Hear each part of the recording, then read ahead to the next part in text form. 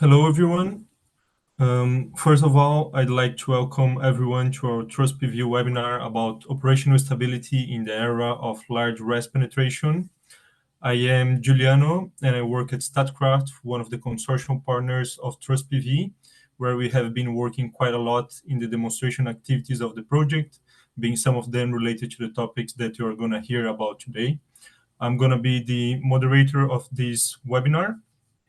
And before we start, I'd like to thank SolarPower Europe for organizing the webinar, and also to Marion Lafuma from Univat and Vazot Katsiki from Inaxis Power Factors that will be presenting their very interesting topics. Our webinar today centers around the core topic of operational stability in the context of significant renewable energy source integration. As many of you may know, Trust PV is a 4-year EU Horizon 2020 project focused on solar photovoltaics performance and reliability. As we approach the project's conclusions later this year, I believe it's essential to highlight our achievements. Trust PV has generated valuable insight and reports accessible via our website. These reports cover diverse topics, including energy yield optimization, PV module reuse, recycle, fault detection, decision support systems, and the challenges posed by large-scale RES integration into the grid, among many other relevant topics. So if you're interested to know a little bit more about it, we invite you to visit our website and have a look at it.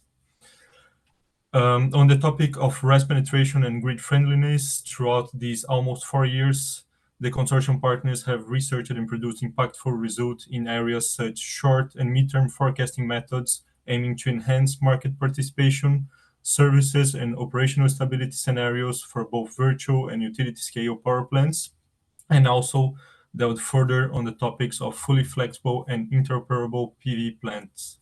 On today's webinar, we will focus on 2 topics. The first one, forecasting for advanced operational stability.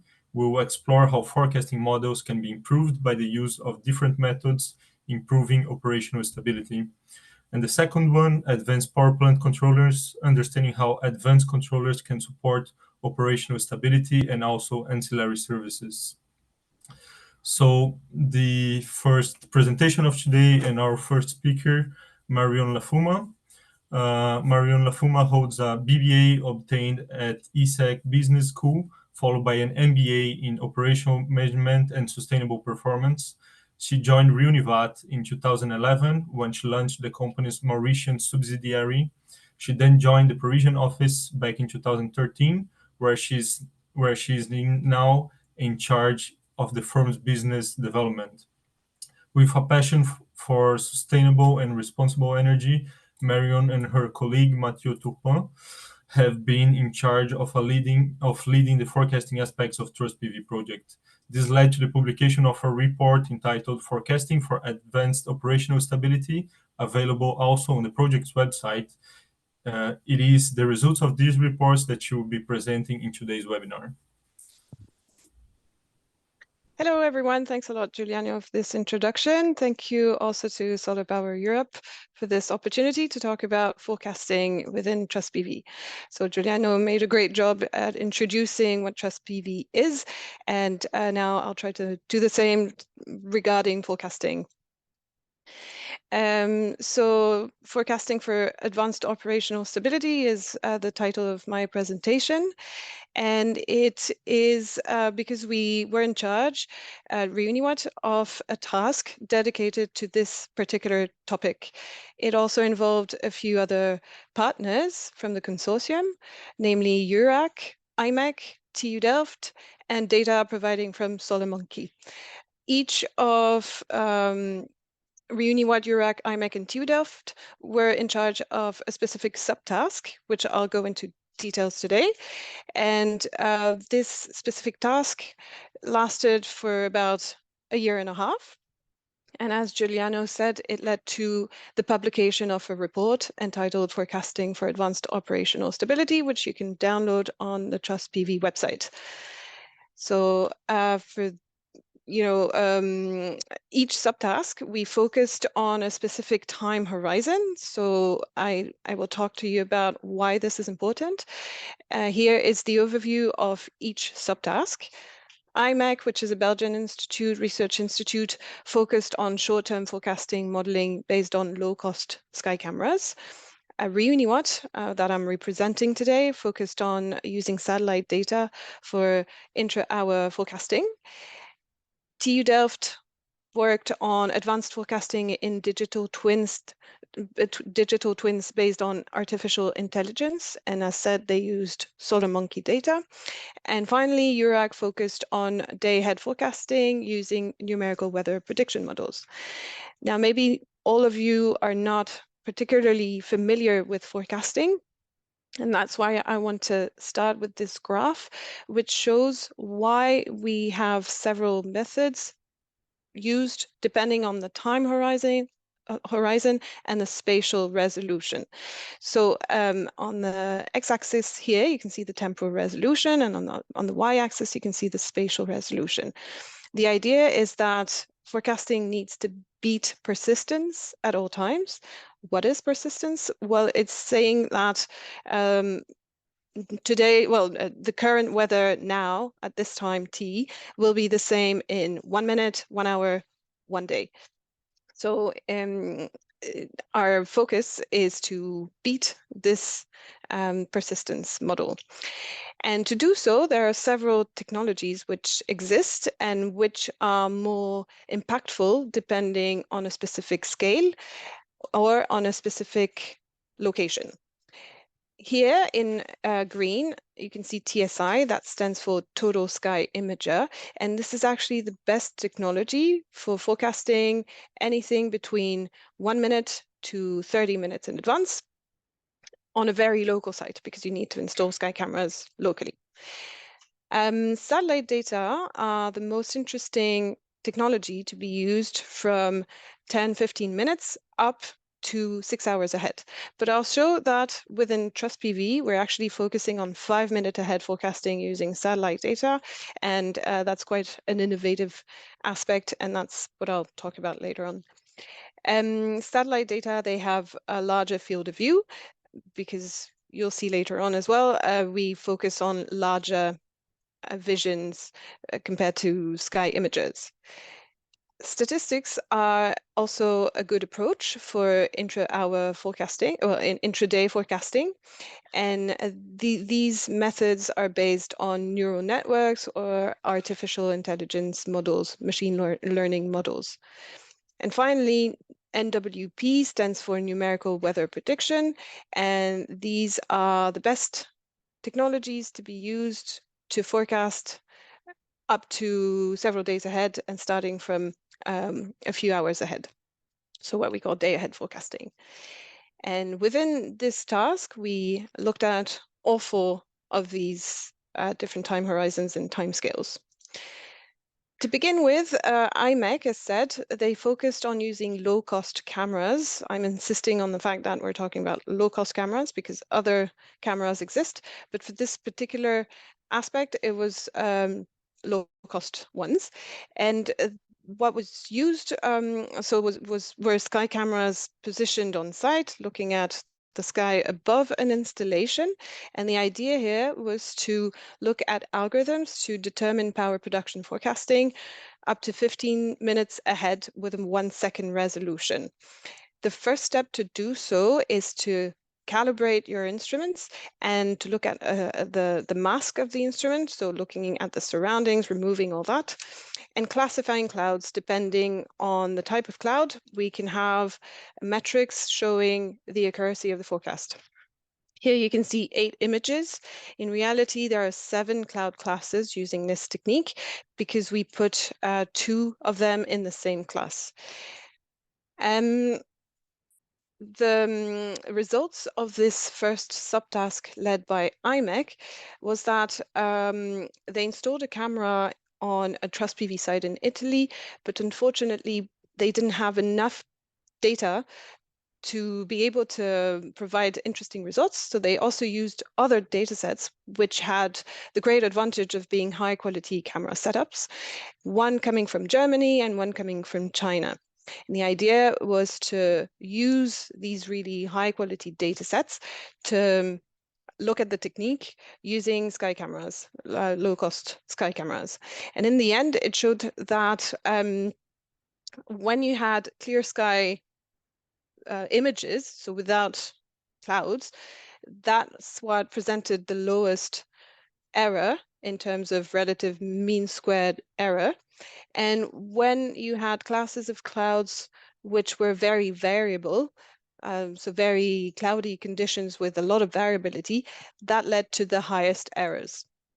But anyway, it showed also that that was really the best technique to get short-term forecasts in the next minutes. Now, ReUniWatt was in charge of a second subtask using satellite data. Maybe some of you are not familiar with how we use satellite data on a daily basis to provide intraday forecasts. So I'll just linger on this topic for a few minutes. What is done usually is that we look at a full disk image. So on the top right-hand corner here, you have a full disk image providing from the European Meteorological Satellite Agency, EUMETSAT, for a satellite, a geostationary satellite entitled Meteosat Second Generation. This satellite takes about 15 minutes to cover the full disk image that you get here. And every 15 minutes, you get a new full disk raw image. Now, we wanted to focus on a specific service provided by MSG, which is called Rapid Scanning Service, which is the one that you can see, the animation that you can see on the bottom right corner. And the idea here is that it focuses on a smaller part of the full disk image, so it can scan it in 5 minutes only. And our idea within TrustBV was to look at this rapid scanning service to see if it brought any additional added value in terms of forecasting accuracy. First, we wanted to focus on 3 TrustBV plants, 1 in Italy and 2 in Spain. And it appeared that the 3 sites had quite similar weather conditions, so we also added 25 German stations. Now, I'll talk about this on the next slides. Just to give you a grasp of how we do the forecasts using satellite data, we get a raw image, either a full disk image or a rapid scanning service image, and then we focus on the location of interest. A raw image comprises clouds, but also topography, relief, snow, mountains, everything. The first step is to get rid of anything that's not a cloud, to only keep a cloud index map. And then we look at the cloud's movements, what we call cloud motion vector fields. And by using consecutive images, we're able to look at how the clouds will move in the coming hours. From that, we're able to determine GHI, global horizontal irradiance. And from GHI, we are able to apply a near-radiance to power conversion model when we have access to all the plant's details. So the idea within this task was to produce power production forecasts.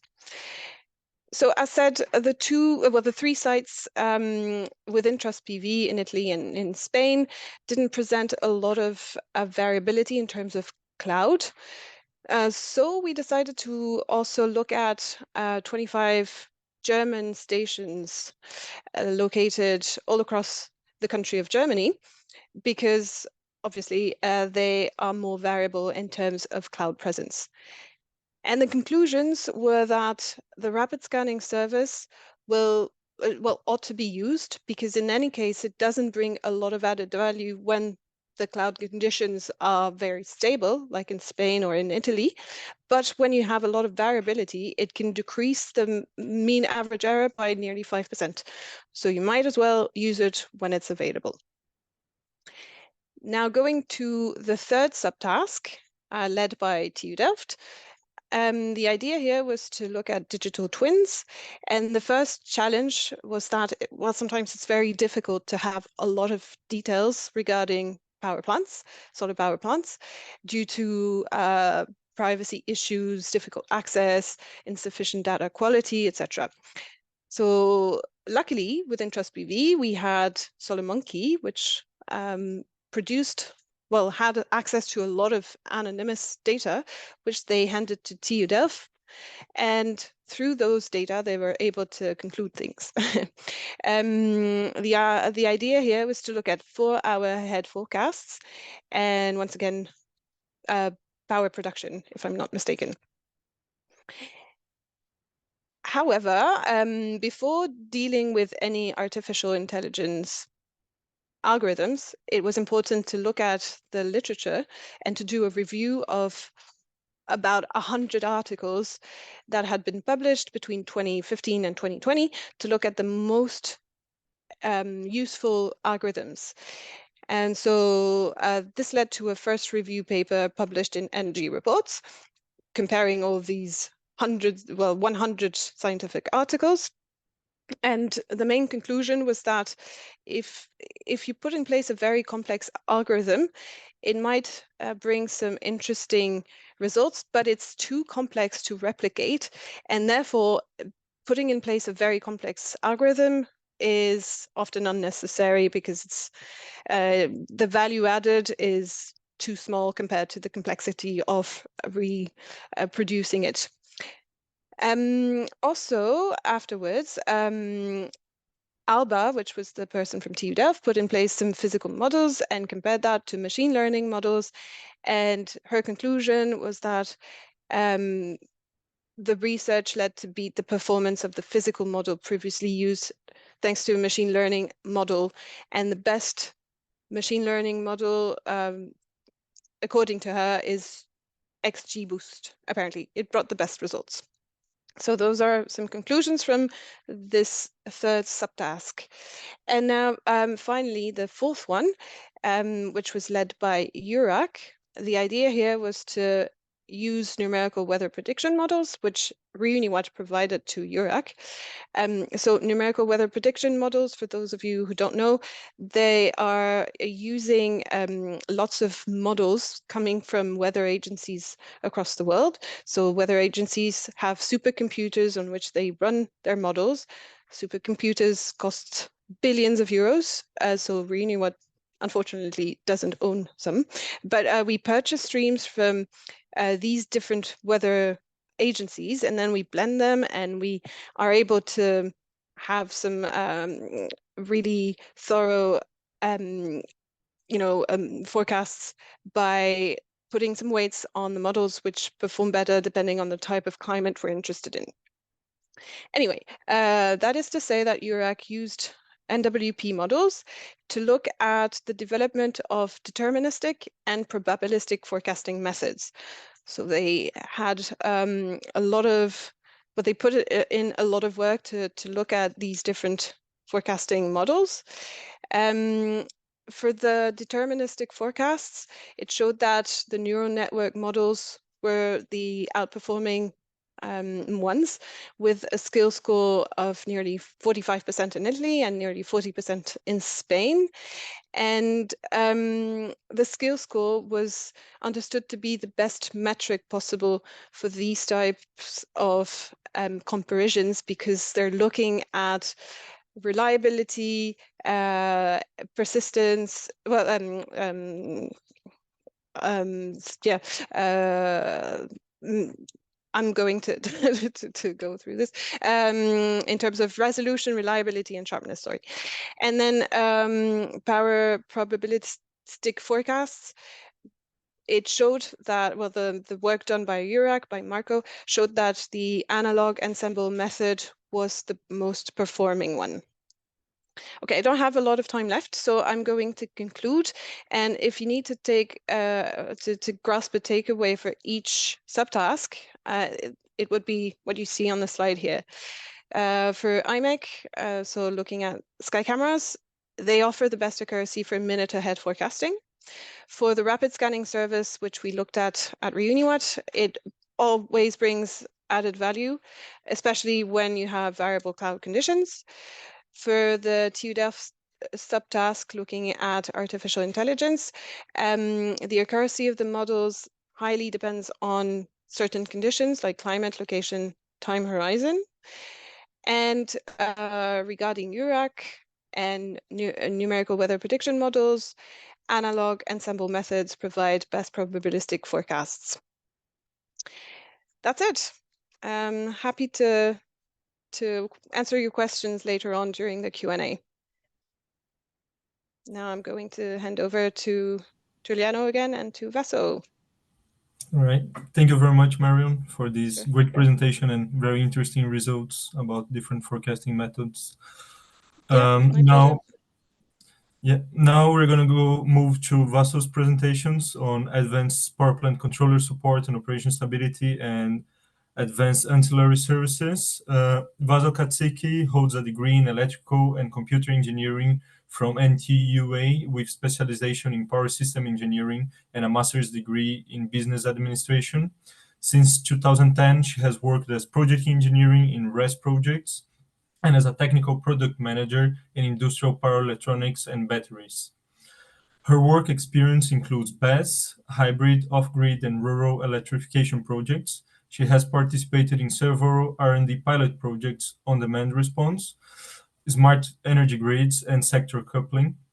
She is currently working as a product R&D manager in the controls and grid integration department of Inaccess Power Factors, with special focus on BESS applications. She is also involved in R&D projects on RES and hybrid power plant control and asset performance optimization. And now we move to Vaso's presentation. Hello, thank you. So let me start with this part of the presentation that mostly focuses on advanced power plant control features, further, let's say, to production predictability, which was the main topic of the first part of the presentation. So just to start, some introductory notes in the context of Trust PV initiatives on advanced power plant control for operational stability. So Trust PV has attempted to serve as an end-to-end platform for analysis, simulation development, and pilot testings of a power system in order to elaborate on the concept of a new generation, ideally flexible PV plant. This concept includes several pillars, so production predictability that has already been described by Marion, improved operational stability at the point of interconnection, enhanced interoperability and integration with the complex landscape of energy markets, production dispatchability, following forecast, let's say, and employing several energy resources such as batteries, apart from variable renewables, and virtual power plant operation, virtual power plants at commercial, utility, industrial, and utility scale. So in that frame, Inaccess, through their experience in advanced power plant control, has led this the relevant activities, and through Trust PV has attempted to further involve certain aspects of advanced power plant control to support operational stability. We will refer in the frame of this webinar in certain concepts and the evolved features per se. So we will refer in three main concepts that serve both operational stability and interoperability and market integration, which is the development of an even faster response time, system operational time, the ability of service stacking in order to respond to today's complex market landscape, and better market integration. So to begin with, a few words on the inherent role of the power plant controller. So the power plant controller is actually the heart of a PV plant or an ideally flexible PV or hybrid plant of today that performs a real-time control in all energy assets, the renewable assets, the BESS assets, etc. It facilitates seamless integration of renewables, batteries, and hybrid plants. It ensures grid code compliance, and in case of grids, it ensures off-grid stability. It enables dispatchability and frequency. It makes the plant frequency responsive. So first through capacity firming techniques, and second through allowing the participation and delivery of a successful delivery of ancillary services. Last, the power plant controller is in charge to implement control dispatch schedules and support participation in capacity and wholesale markets. A few words on in-access advanced power plant control architecture. We're talking about a sophisticated framework based on building blocks, which is extendable, adding new logics and new inputs and outputs when necessary. It is an open architecture, so it is vendor independent, it is modular, and it is robust.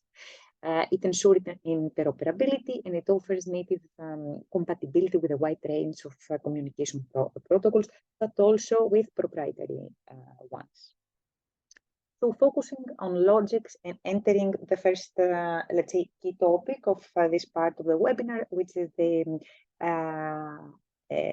service stacking possibilities.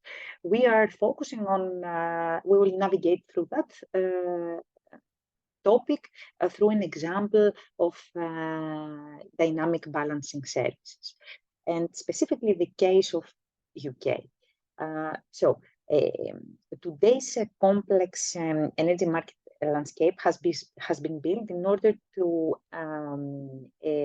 combine the requirement of market-based approach and to achieve demand-supply equilibrium, and the increased request for operational stability, given the large scale, the continuously increasing and already large scale renewable integration into the conventional grids. So we have a multitude of energy markets and balancing markets. The example of UK, for example, includes 5 auction-based markets that differ in terms of delivery requirements, granularities, gate closure, etc. A continuous intraday market with different payment schemes, and on top of that, 3 main dynamic balancing services: the dynamic containment, dynamic moderation, and dynamic regulation that are employed by the system to maintain the frequency within an acceptable range. We see, for example, the delivery curves here for the 3 balancing services. A typical, let's say, plant that provides ancillary services, usually this is a case of a battery plant, has and this is an example of a dynamic regulation a high frequency event. It provides a response based on its contracted time and the delivery curve that we presented here, that is predefined from the system, in cases where the frequency exceeds a predefined range. So this is something that is totally let's say, followed. However, there is a necessity, given, let's say, given the existence of multiple concurrent ancillary services, there is a necessity and a requirement to be able to perform service stacking, so leverage a single battery asset, for example, to provide multiple ancillary services simultaneously. This can be done, not only ancillary services, but multiple services. So it could be multiple ancillary services concurrently, but participation at wholesale market and ancillary services also. This is required. This is needed because it can serve, it can benefit, let's say, the owner with maximizing their revenues through participation in multiple concurrent market offering, and it also helps in terms of risk management, given that the closer we are at the response time, the better forecast we have. So there is a need, let's say, to be able to stack this service, and this has been achieved.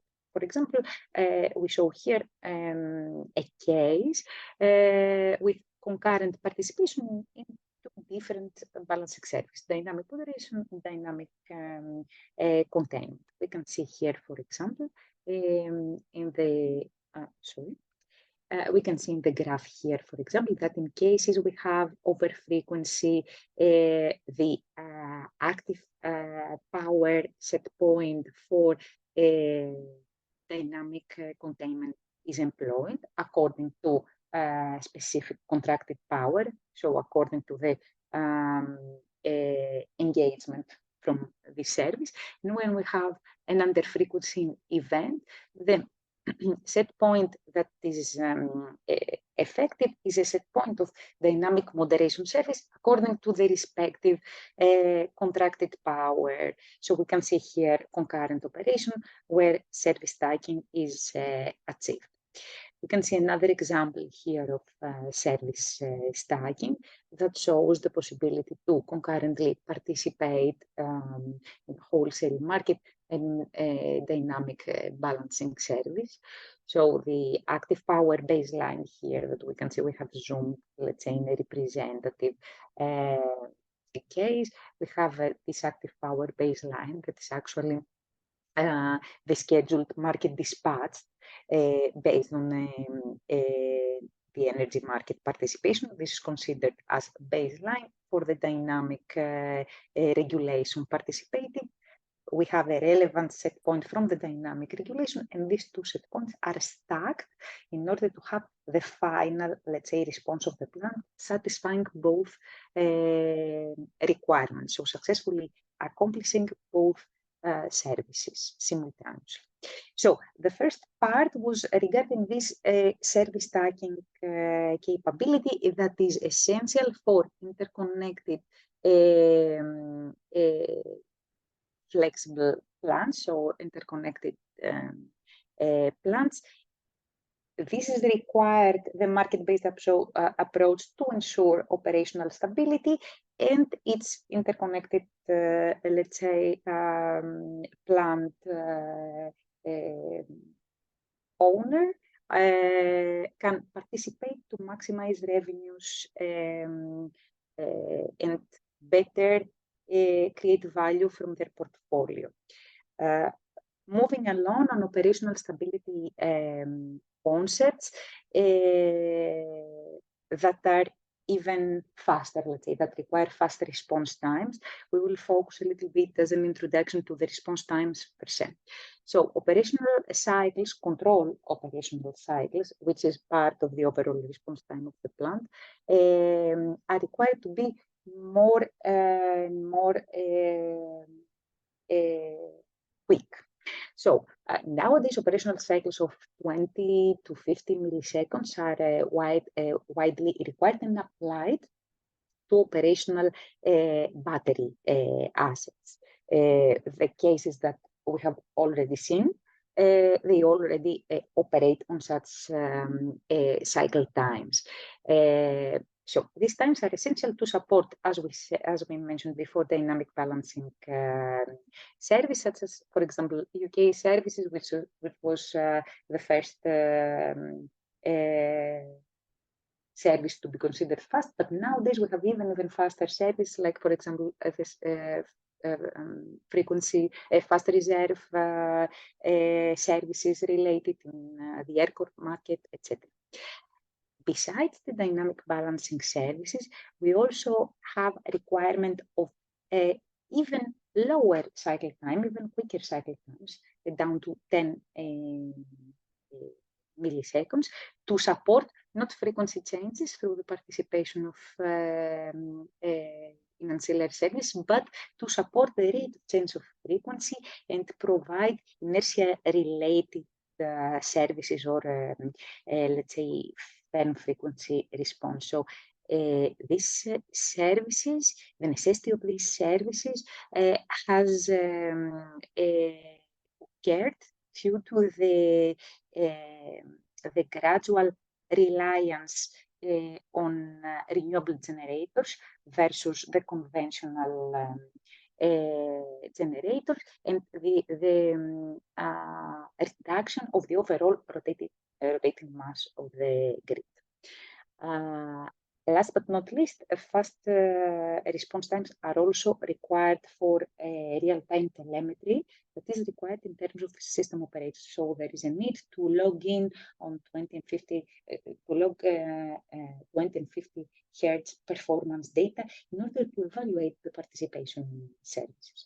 So focusing on the second point, cycle times down to 10 milliseconds have been achieved in order to be able to support this advanced response, overall response requirements, because the control is part of the overall response of services such as synthetic inertia.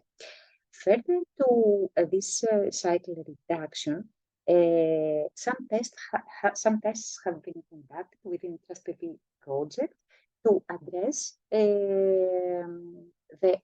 the power oscillation, to address the power oscillation chapter.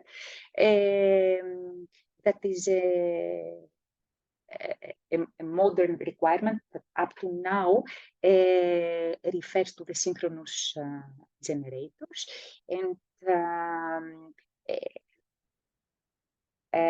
they are, which are obliged to address, let's say, the issues, to address these issues of power oscillations that derive from lack of synchronization, let's say, between the different parts of the grids. So up to nowadays, the synchronous generators are obliged to have the duty to address these power oscillations. However, due to the increase of inverter-based generations, we foresee that this will be a future obligation also for PV plants. So the issue is that, for example, due to certain instabilities and lack of synchronization in different parts of the grids, power oscillations may arise, and relevant voltage stability issues in frequencies, for example, that may vary from 0.1, 0.2 up to 1.5 or 2 hertz, and the PV plants, the renewable plants, will need to respond in a way in order not to aggravate these power oscillations, but to improve them and make them and even eliminate them. So we have conducted, given the difficulty in conducting a test involving, let's say, high voltage abrupt instabilities, we have cooperated within TrustPV with FOS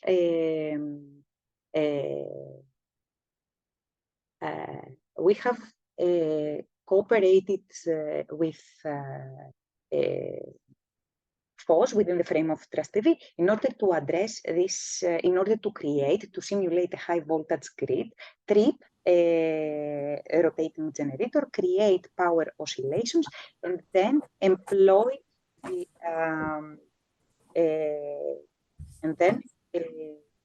let's say, observe the behavior with the power plant controller interconnected in the grid. I'm concluding in a few minutes my presentation in order to respect the time and move to Q&A.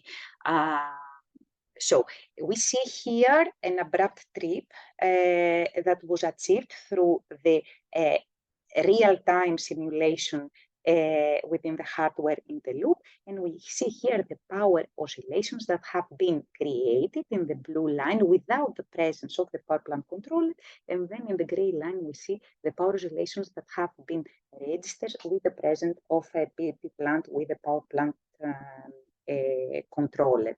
So this test, which is a real-time simulation, so it's a real-time response to a power oscillation triggered, has been achieved due to fast response times. However, in real life, let's say, in real life implementations, this, in order to counterface such oscillation, requires a real fast response time, also from the part of the inverter. So what we have seen is for the oscillation damping, what we are concluding is through the studies that for the oscillation damping to be effective, we need to have, let's say, responses in 1/10 of the oscillation. For example, if we have a 1 second oscillation, we need to have a 100 millisecond overall response time,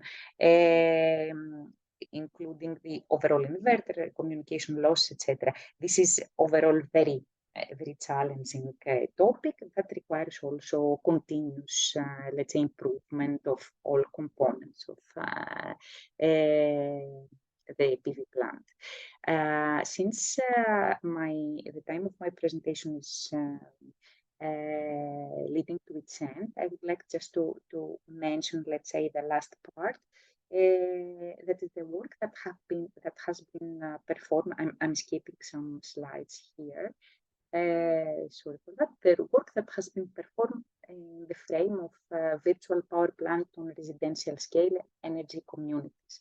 So what we have identified is that, for example, as we have the requirement of capacity firming, of firm response, in some cases for utility scale plants, the same, let's say, requirement for a firm response will be also essential in the future in the residential scale and behind the meter plants. So in the frame of renewable energy community, optimizing the community energy profile, so performing collective cell balancing would be has been a topic of studies. We have studied centralized base control within these activities, are led from our partner in PV, URAC, and we're supporting that. So we have studied centralized battery control in the frame of energy community, decentralized, but with a centralized management, and distributed base through small distributed batteries with decentralized control. We have also created, let's say, a specific software architecture for a virtual power plant. We have a pilot installation in the Netherlands, and that comprises 15 households at the moment. And we have created a unified virtual power plant platform through in-access Unity platform that enables centralized monitoring and management of all these distributed energy resources. The previous study that I mentioned here is a work in progress. This is just a concluding comment. And we have said that centralized control with one objective, or capacity firming, so aligning PV and battery production to be equal to the load or equal to a steady output is the more effective one and the most beneficial for the grid. So thank you all. Thank you for your time. Let's go back to Giuliano and move to the Q&A section.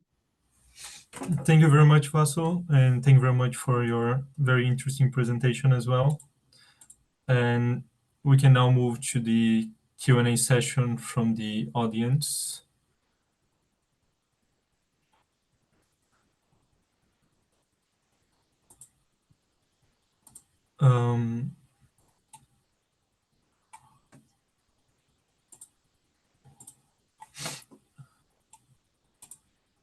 I think, let me see, I can see.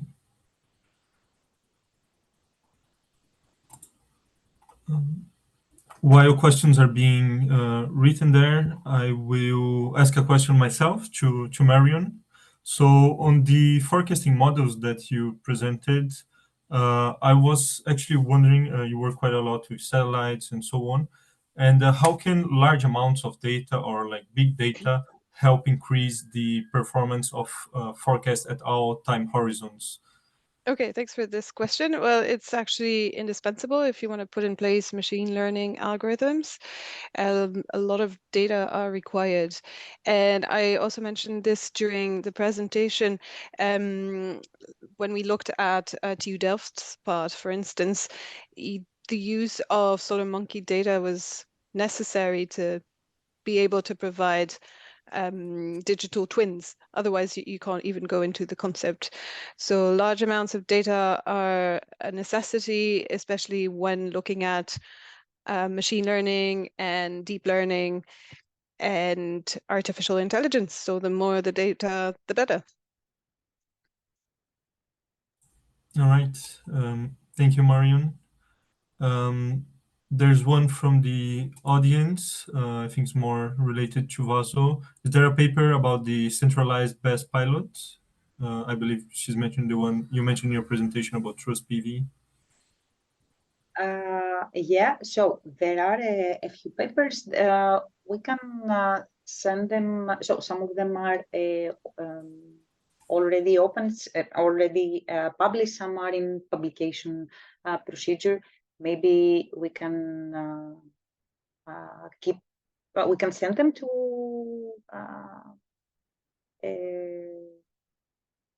We can send them later, I guess. We can send the links. But yes, there are 3 or 4 papers here. All right. Yeah, we can coordinate with SolarPower Europe to make it available somehow. The links.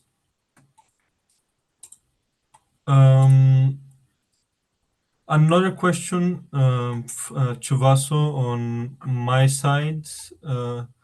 From what you showed in the improvements of the power plant controllers, although PV power plants are the most of them are being built recently, but there are some quite old ones.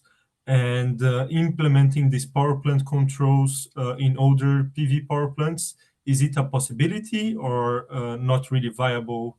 You would have to change everything or not really? How does it work if you're going to apply these power plant controllers in an old power plant?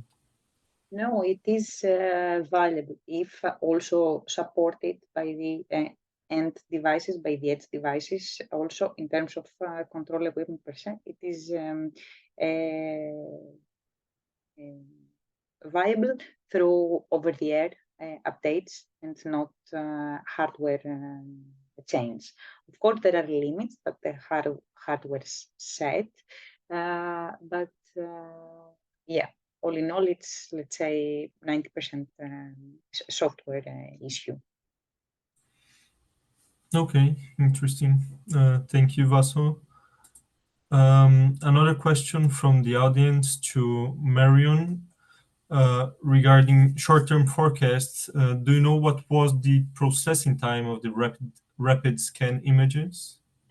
Yes, so a new input data, so a new rapid scanning scanned image is available every 5 minutes. And then if you mean the processing time to be able to extract a forecast from this input data, it's maybe a few seconds to a minute maximum. Okay, interesting. Quite fast. Another question from the audience to Vaso.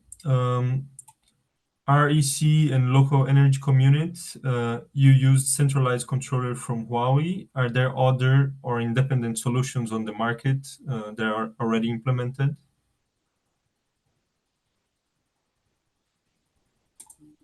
Okay, so in the frame of this project, what we have done is that we have installed, a project partner is Huawei, so we have not installed a centralized controller on field, but we are monitoring through the API of Huawei, and we are calculating centrally the frame of the project, charge and discharge tasks and we are implementing them through this interface of Fusion API. Of course, there should be other independent solutions in the market, but the solution that we worked on was a joint, let's say, effort from Inaccess, Huawei, and Europe. All right. Thank you very much, Vaso. One question from my side to Marion. You showed quite, different forecasting models from different time horizons, day ahead, etc. Does it make sense to put in place a specific type of forecast depending on the plant size, more specifically to PV power plants? I think what's interesting mostly to look at is other grid requirements, and sometimes the grid requirements depend on a plant size, sometimes they don't. And then what we want to focus on is it's more costly to put in place instruments on site, obviously. So perhaps very small sites do not necessarily necessitate instruments. That being said, it depends again on the application. So if we're, talking about a small rooftop PV plant, perhaps that's not necessary to put in place a forecast based on instrument. But if you look at a reduced plant for off-grid applications, so not necessarily what we've looked at within Trust PV, but still off-grid sites are challenging because they're not, connected to the rest of the grid. And in that case, having in place a forecast based on sky cameras can be very interesting. So plant size does matter, but I think what matters most is what is the application and what do you want to do with the forecast? Do you want to trade on the energy market? Do you want to reduce your spinning reserve? Do you want to lessen your imbalance penalties, etc.? Looking at the entire picture is really important. All right. Thank you very much, Marion. Another question from Vaso from the audience. For the balancing and frequency services, should these services come batteries alone, or should we place batteries at the PV sites for an effective participation on these markets? That is a very interesting question. In general, so from our experience, we have seen that, for example, in balancing in ancillary markets, usually standalone BESS assets can, let's say, follow a droop curve. For example, this is a curve that correlates active power with frequency. So they follow it effectively. They can be autonomously integrated as standalone, let's say, assets connected in the grid and provide these responses. We have also seen hybrid plants that are participating, so both PV and battery, and concurrently, let's say, provide a set of services, for example, in markets such as, for example, automatic generation control or any other dispatching and regulation service. So both are viable choices depending, and I think this depends initially when a plant is sized on an initial, let's say, business plan that is stipulated on an initial cost-benefit analysis. So the different sources of profit. What can be sometimes batteries? So this is this is, let's say, a side conclusion, also from studies that we have done within the frame of the research project, that maybe in the future existing PV sites, given that, let's say, given the introduction of variability in the grid as they proliferate, they may need, due to advanced grid codes, to add to retrofit battery in the PV. And for example, we may have a requirement to connect the PV in the grid, a requirement that the PV is totally dispatchable. So it provides a certain response at certain times of the day. So in the future, maybe there will be certain requirements in order to connect the PV. So maybe a battery will not only be an option, but it may be an obligation, a requirement in order to connect, let's say. So besides having a PV plant, we will have a hybrid dispatchable plant. So these are also these additional comments. So here, for example, there are, in this case, there are certain also different architecture in terms of on how we connect the PV. We have AC coupled versus DC coupled architecture. So the battery may be coupled with the PV panels behind on the DC side of an inverter, or we can have a PV plant and then a battery connected on the AC side. The second provides more flexibility. Each one has certain benefits and suitable for the different business cases, but all are viable, and certain things that are options now may become obligations in the future, given that the grid reaches certain grids, depending on their size and other characteristics, reach their limits with hosting the variable energy produced by renewables such as PV and wind that are totally, let's say, intermittent, non-dispatchable by nature. Okay, thank you very much. It does make quite a lot of sense. And since we're talking about batteries, you showed about the operational cycles for BESS that they reduced it quite a lot. And with higher penetration of RES, do you foresee that these cycle times they will reduce even further, or we have actually reached a technical limit on that? No, it seems that the overall response times will be required to be more and more lower and lower. For example, what I mentioned, the power oscillations. If the power oscillations can be of 0.1 to 2 hertz, and a response from a PV plant should be maybe, to effectively eliminate them, should be the 1/10 of